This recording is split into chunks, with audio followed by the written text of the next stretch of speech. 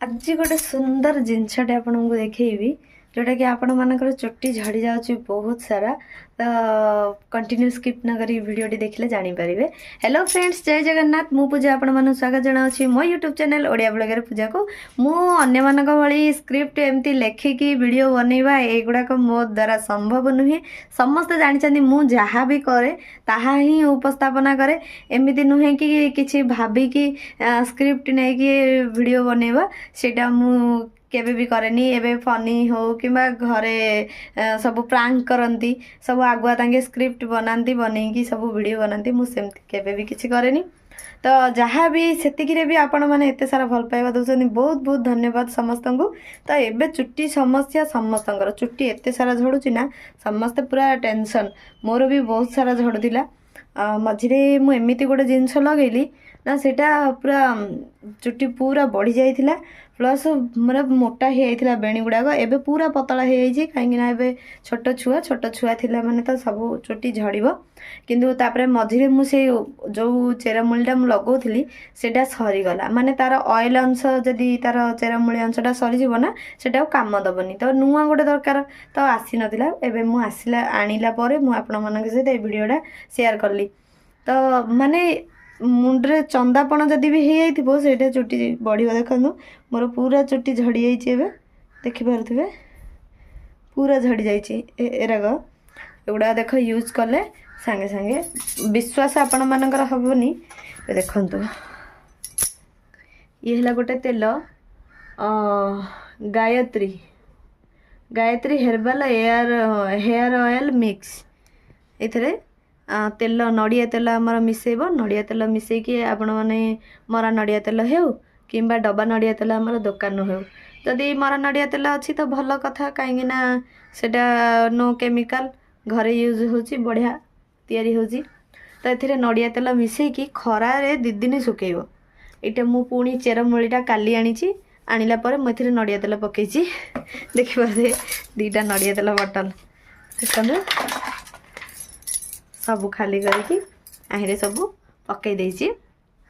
आउ देख तेलटा व्हाइट अच्छी नड़िया तेलटा किंतु चेरमूली रे पड़ला परे से देखंतु केमती कलरटा चेंज हेगी ब्राउन रेड हेगी गलानी।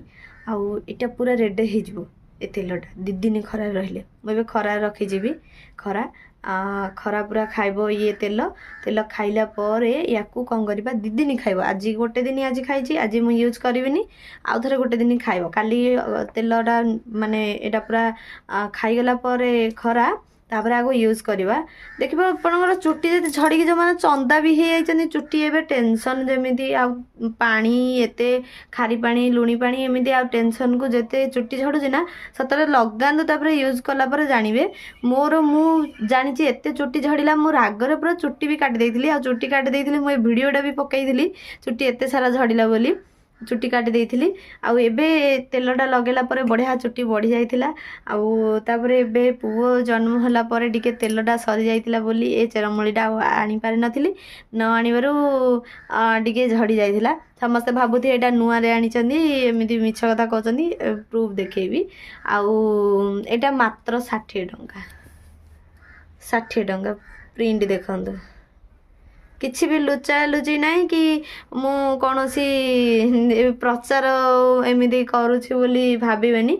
एटा केवल 60 टंका आउ Gayatri herbal hair oil mix एटे तेल तेल रे मिक्स करिकी माने एटा पकईकी लगेबे 2 दिन सब केमती करिवो लगेइबो सब गुड़ाक भी लेखा हेछि। तापरे जो मैंने भी जानना मुझे कही दउछि आउ भाबुथिबे एटा मिछ कथा कहउछनी। देखंतु आगरू गोटे तेल यूज करिछि देख देखिपारे यहाँ भी से तेल मैं को यूज कला परे एबे देखंतु पूरा तार तेल अंश पूरा सरीगला सरीगलुणु चेरमूली अंश पूरा सरीगला आउ तेल पूरा रेड पड़ानी आउ काम देलानी काम न देकी माने एते चुट्टी झड़िला ना पूरा एते दिन को बाहला चुट्टी मु प्राय भिडियो मनकर पकई देखिपे एते चुट्टी झड़िला जे मो मुंड खराब होगा। आउ देखु एबे एटा टिके तरली दबा ଆଉ ବାକି ଯେତିକି ତେଲ ଅଛି ସେତିକି ଛାଣିକି ପକାଇଦେବା। ଆଉ ଏତେ ସାରା ତେଲ ଜିନିଷ ନଷ୍ଟ କରିବାକୁ ମୋତେ କୌଣସି ଜିନିଷ ଭଲ ଲାଗେନି। କାହିଁକି ନା ଜାଣିଥିବେ ଗୋଟେ ଟଙ୍କାଟେ ପାଇଁ ଯାହା ବାହାରେ ଯାଇକି ସ୍ୱାମୀମାନେ ଖଟନ୍ତି, ଆଉ ଆମେ ଘରେ ବସିକି ଏତେ ନଷ୍ଟ କରିବା ମୋତେ କୌଣସି ଜିନିଷ ଭଲ ଲାଗେନି। କାହିଁକିନା ମୁଁ ଟଙ୍କାଟାର ମୂଲ୍ୟ ହିଁ ବୁଝିପାରୁଛି। କାହିଁକିନା ନିଜେ ବି ମୁଁ ପରିଶ୍ରମ କରୁଛି, ଆଉ ମୁଁ କେତିକି ପରିଶ୍ରମ କଲା ପରେ ମୋତେ ସେ ଟଙ୍କାଟା ମିଳୁଛି ମୁଁ ବି ଜାଣିଛି। ସେଥିପାଇଁ ମୁଁ କେବେ ବି ଟଙ୍କାଟେ ୱେଷ୍ଟ କରିବାକୁ କେବେ ଚେଷ୍ଟା କରେନି। ତ ଆଜି ଗୋଟେ ଜିନିଷ ଆସିଛି ଦେଖେଇବି ଆପଣଙ୍କୁ। ଭିଡ଼ିଓଟି ଟିକେ ଲଙ୍ଗ ହେବ କିନ୍ତୁ ଦେଖିବାକୁ ବହୁତ ଖୁସି ଲାଗିବ। ତ ଦେଖନ୍ତୁ, ପୁଅ ଆମର ଶୋଇପଡ଼ିଛି, ଏବେ ଖେଳୁଥିଲା, ଖେଳିକି ତାପରେ ସିଏ ଏବେ ଶୋଇଛି ବର୍ତ୍ତମାନ। ଆଉ ଚୁଟକି ମାମା ତ ଆମର ସ୍କୁଲ ପଳେଇଛନ୍ତି। ଏତେ ସାରା ଗୋଟେ ବେଗ୍ଟେ ଭାବୁଥିବା ବେଗ୍ଟା କ'ଣ ଦେଖେଇ ଦେଉଛି। ଏଇଟା ହେଲା ଆମର ବେଗ୍ଟେ ଭର୍ତ୍ତି ହେଇଛି। ତା ଭିତରେ ଟିକେ ବହୁତ ଦିନ ହେଇଗଲାଣି ବୋଲି ଏଇଟା ଖରାପ ହେଇଗଲାଣି ଟିକେ। ୟାକୁ ଆଚାର କରିବାକୁ ସବୁ କାଟିବା। ତ କଣ୍ଟିନ୍ୟୁ ଭିଡ଼ିଓରେ ରୁହନ୍ତୁ। କେମିତି କାଟୁଛି ମୁଁ ୟାକୁ କାଟା ଷ୍ଟାଇଲଟା ଟିକେ ଦେଖୁଛି। ପ୍ରାୟ ବି ଜାଣିନାହାନ୍ତି ଏଇଟା କେମିତି କଟାଯାଏ ବୋଲି। ହେଲା, ଚାଲ ଦେଖେଇବା। ଦେଖୁଥିବେ ଏତିକି ସାରା ଆହୁରି 4-5ଟା ହେବ ପୁରା ଖରାପ ହେଇଗଲା। ଆଉ ଏ ବ୍ୟାଗ୍ରେ ବି ଏଇଟା ଖରାପ ହେଇଗଲା। ବହୁତ ଦିନ ହେଇଗଲା ଟିକେ କାଟିବାକୁ, ସବୁ କାମ ପଡ଼ିବାକୁ, ଆଉ ଆକୁ ଧ୍ୟାନ ଟିକେ ଦେଲେନି। ତ ଏବେ ଯିବା ଆକୁ ଟିକେ କାଟିଦେବା। କାଟିବାରେ ଆସୁନି। ଆମ ଶାଶୁଙ୍କୁ ବି କହିଲି ମୁଁ କାଟିବାକୁ, କିନ୍ତୁ ତାଙ୍କେ କହିଲେ ମୋତେ ବି ଟୋଟାଲି ଜଣା ନାହିଁ କେମିତି କାଟୁଛୁ। ମୋତେ ଟିକେ ଯେତେବେଳେ କାଟିବୁ ମୋତେ ଟିକେ ଦେଖେଇଦେବୁ କେମିତି କାଟା ହେଉଛି। ମୁଁ ଜାଣେ ତମକୁ ବୟସ ହେଲାଣି ତମେ କାଟିବାର ଜାଣ ନା? ନାହିଁ, ମୁଁ କେବେ ଜାଣିନି।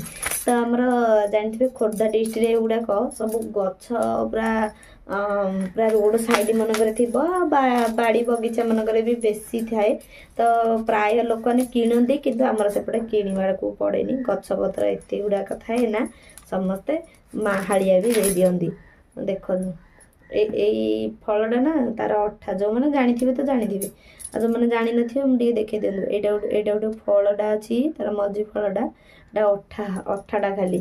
ଆଗେ ଆମେ ପିଲାଦିନେ ଏଗୁଡ଼ାକ ଏ ଅଠା କାଢ଼ିକି ସବୁ ରଖିବୁ ଗୋଟେ ଡବାରେ କି କୋଉଥିରେ ରଖିବୁ, ସବୁ ପତାକା ଚିଲି ପତାକା ବନେଇବୁ, ନହେଲେ ଆମର ବହି ପତ୍ରରେ ମାରିବୁ, ସବୁ ମାରିବୁ। ଏବେ ତ ସେଗୁଡ଼ାକ ନାହିଁ, ପିଲାମାନଙ୍କୁ ଖେଳିବାକୁ ହିଁ ଟାଇମ୍ ହେଉନି, ଆଉ କ'ଣ କରିବେ। ତ ଏମିତି ଦେଖନ୍ତୁ ପରସ୍ତ କରିକି ସବୁ କାଢ଼ିଦେବେ। ଏଇଟା ଟିକେ ଖରାପ ହେଇଯାଇଛି। ତ ଏଇରାକ ବାକି ଏମିତି ସବୁ ପିଆଜ ଯେମିତି ପରସ୍ତ ବାହାରୁଛି ନା, ସେମିତି ଇଏ ପରସ୍ତ ବାହାରିବ।